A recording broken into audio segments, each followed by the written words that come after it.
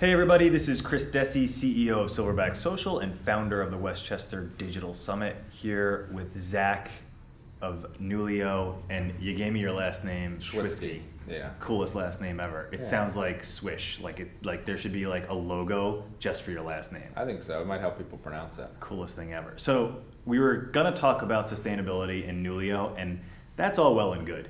I'm much more intrigued about your commute to work, and I'm sure that everybody that's watching this is gonna kind of fall out of their chairs when they hear about it. So I'll just let you take it away. How do you get to work in the morning? Kayak.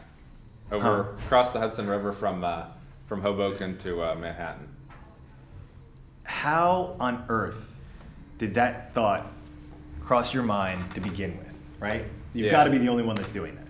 Yeah, probably for commuting purposes. Recreationally, there's some people out there, but Newlio is a startup, so we work long hours, especially in the very early days. And so one of the guys that I started the company with and I were sitting there at Port Authority at probably 2:30 in the morning, and buses don't run very frequently at that hour. So we were frustrated that we had to sit at Port Authority and it was 2:30, and obviously if you're working until 2:30, you're probably not going to the gym. And it was across the board, everything was taking its toll. So we got a little bit creative and said, there's got to be a better way to do this, kind of combine everything.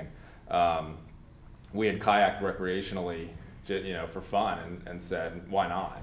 Now, of course, we didn't have boats, so we got a little more creative and said, how can we do this without having to buy kayaks, which aren't cheap?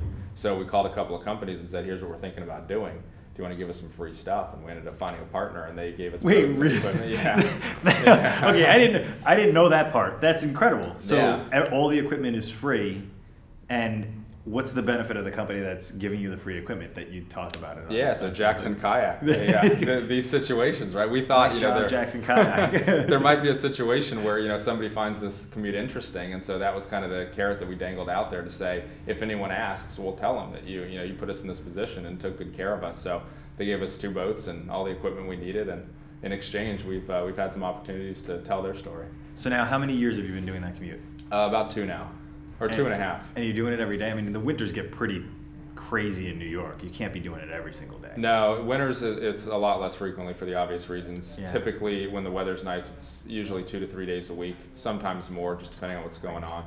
Now, do you feel like you just get so annoyed when you do the regular commute? You're It's like, tough. I wish I was on the water right now.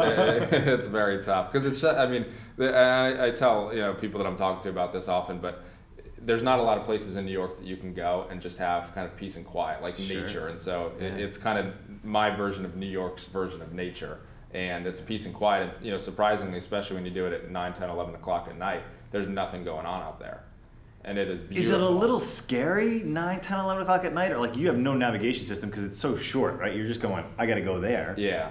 And you've never gotten into a hairy situation, never I see some big barges going up the Hudson. Like you've never had to get out of the way of something like that? No, my rule or our rule is just, stay out of their way. We're the small fish in a big pond, so to speak. So, but no, the I guess craziest story that I have is I got pulled over by the NYPD in the middle of the river one night, and it's probably about 9 o'clock, and the lights are on. And this is, what was that conversation like?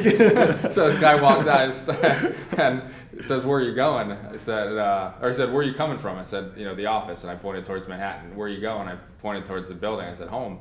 He said, and so he just kind of looked at me, and then I asked him. I said, was all that with the lights and sirens really necessary? I said, "Where am I going to go?" Yeah. And I'm paddling a kayak. You're in a 40-foot boat. You're not going to tear away. Go dive not off. A cigarette boat. Yeah. So I thought it was a little excessive, but I think he was more just kind of surprised to see me out there, that low on the water, saying, "What are you doing out here alone at 9 o'clock at night?" Incredible. So now, obviously, I hate saying think outside the box because I feel like when you use that term, you're not thinking outside the box. But I mean, really, your brain works differently, right? Like you're thinking about different things. Tell me a little bit about Newlio, what you guys do, and where you've been able to bring that level of thinking into the business. Yeah, and so it's a perfect transition actually, because what Newlio is we're a bunch of people that really like data and feel like we can use it to solve problems and help our clients capitalize on new or under-tapped opportunities.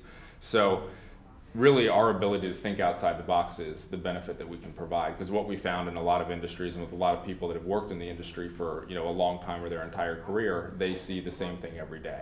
But when you can come in with a little bit of an understanding of an industry and how things work, and look at a problem from a different perspective, a fresh perspective, it allows us to see things that they're saying, I should have thought of that. And that's really the reaction that we want, something that's obvious but hasn't been taken advantage of yet. And usually we find something that, data can allow us to make data-driven decisions instead of assumptions, excuse me, going into this stuff. So that's really what we do. And again, thinking outside of the box allows us to do that. And, I think if you think that way, it's not something you turn on and off when you're at work or outside of work. Just the way you do it.